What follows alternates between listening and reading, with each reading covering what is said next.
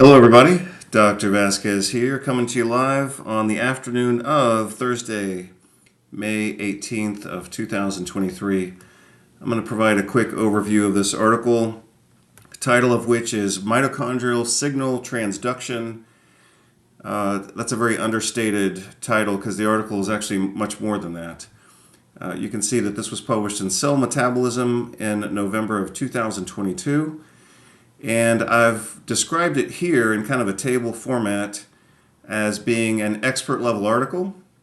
So like for the general public, this is way more information than they need. And for most clinicians, this is more information than they would need or probably want. The density of this article is very high. So the process of reading an article like this is basically I start by thinking, wow, this is interesting. And then 2 is like, hey, they have a lot of detail here. And then 3 is, how long can this go on? And then number 4 is, why the hell did I ever get into medicine and science, and why am I spending so much time reading this article? And then number 5, it's finally finished, and I think, well, that wasn't so bad, and I learned a lot. So this is not an article that anyone's going to sit down and read for pleasure. You can finish it for pleasure and you can start it for pleasure, but the middle section of a document of this size, which is 66 pages with over 400 citations, that's not pleasure. I mean, this is not pleasure reading. This is you have to go into an article like this with intention, and it's because you want to gain something. And in this case, what we collectively want to gain from an article like this is insight. And a lot of times with a big article like this, the gratification is delayed. So I might read an article like this that's very mechanistic and very detailed, and the clinical utilization of an article like this might not be relevant to me or maybe to other people, might not be relevant for a couple of years. So I'll trudge through an article like this, because this has happened, believe me, plenty of times. I'll go through an article like this, and I'll get what I can get out of it. But maybe, the clinical application from an article like this might not come for another couple of years. So, I have to trudge through it, remember it, make notes, sit on it for a while, and then maybe a little while later I get some higher payoff.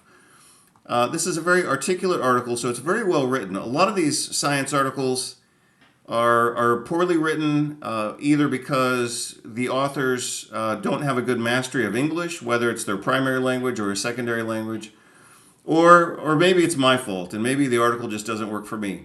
This is a good, in my opinion, in my experience, this is a well-written article. Of course, as an editor and as a former, English major, who wanted to be an English professor, I can read an article like this and find a few grammatical problems. But overall, this article is very good. It's well written, it's well edited, and it's pretty smooth. So again, this is an expert level article, high density, well articulated, but I have to say, very low clinical applicability right now.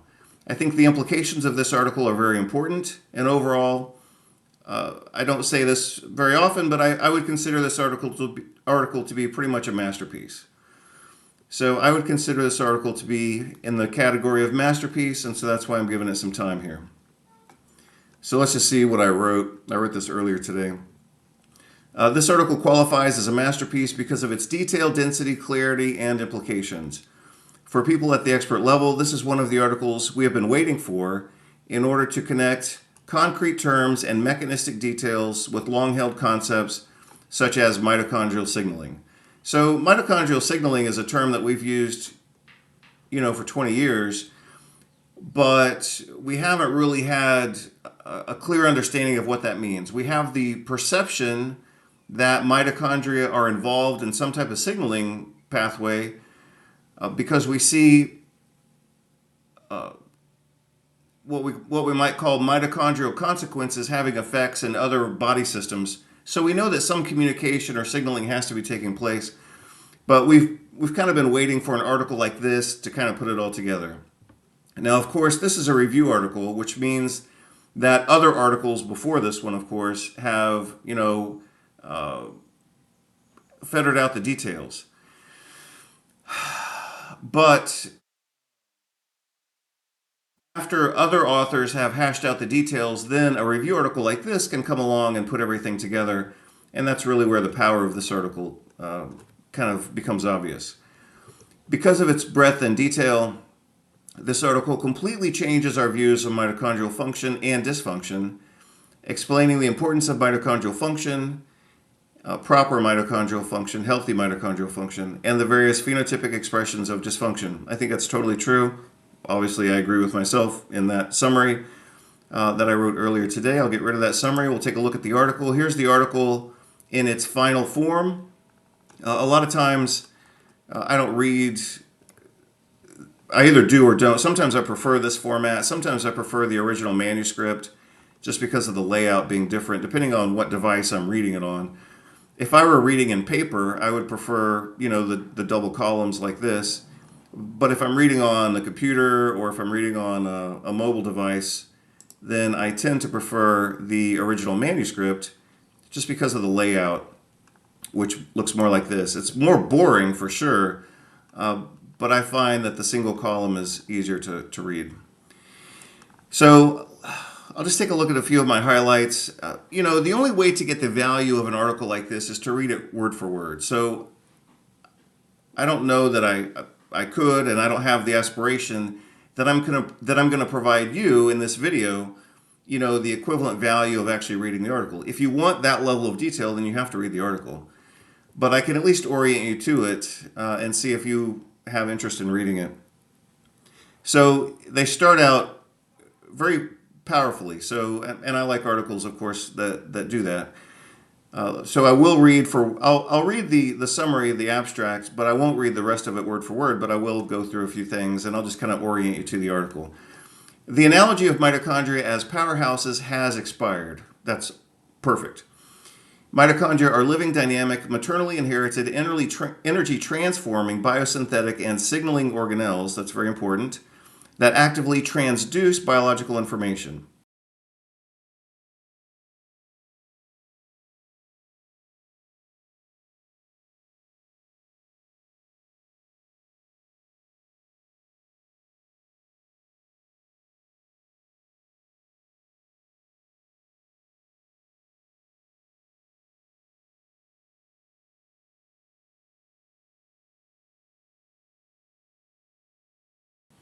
That's a pretty cool idea.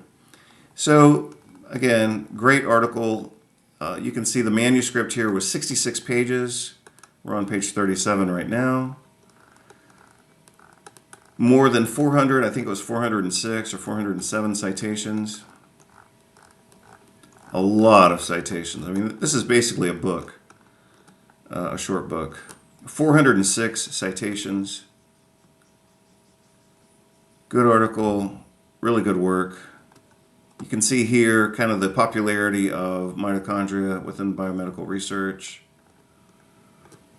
They've got some diagrams. Again, their way of putting all this together is to call it the mitochondrial information processing system.